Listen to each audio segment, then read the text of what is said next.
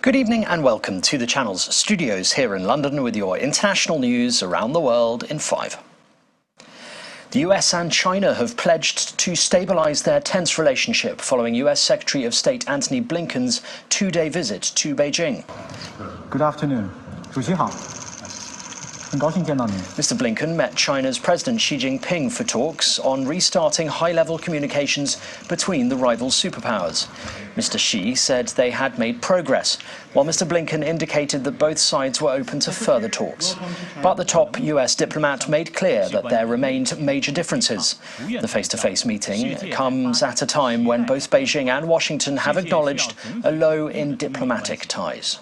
Those objectives that we set for this trip, establishing open communications channels, directly raising issues of concern, exploring cooperation in places where it's in our mutual interest to do so. We did all of that on this trip, but progress is hard. South Africa's president has described the African delegation's peace mission to Ukraine and Russia as impactful, despite Russian President Vladimir Putin pouring cold water on the plan already largely dismissed by Kyiv.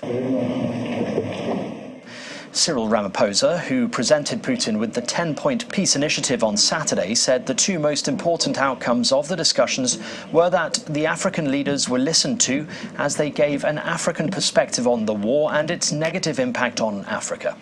The African leaders were seeking agreement on a series of confidence-building measures, even as Kyiv last week began a counter-offensive. The impact that it has had is that, one, we were listened to, as we gave an African perspective on the war that's having negative consequences for our continent.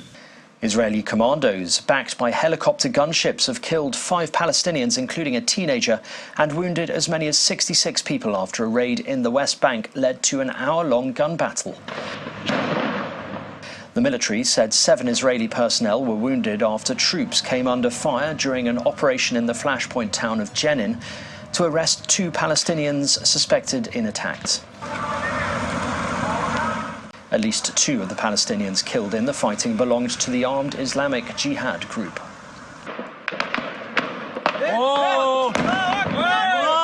Here, an explosion enveloping an armoured vehicle as shots rang out in Jenin. An official from the Fatah party said fighters from the nearby cities of Nablus and Tulkarem had arrived in Jenin to support local fighters.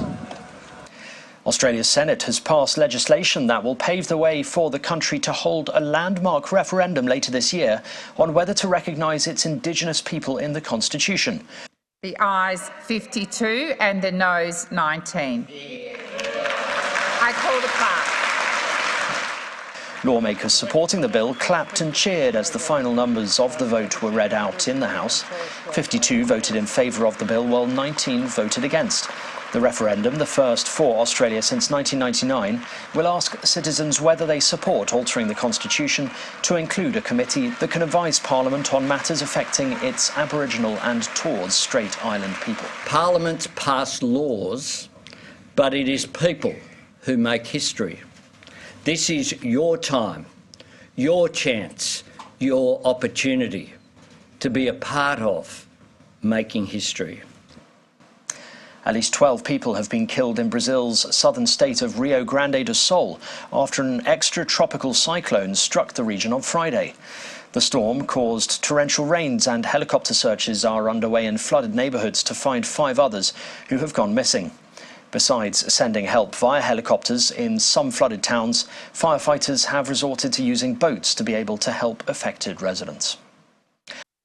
And the American actor Tom Cruise has met excited fans outside a hotel in Rome the day before the 7th instalment of the Mission Impossible film series holds its world premiere.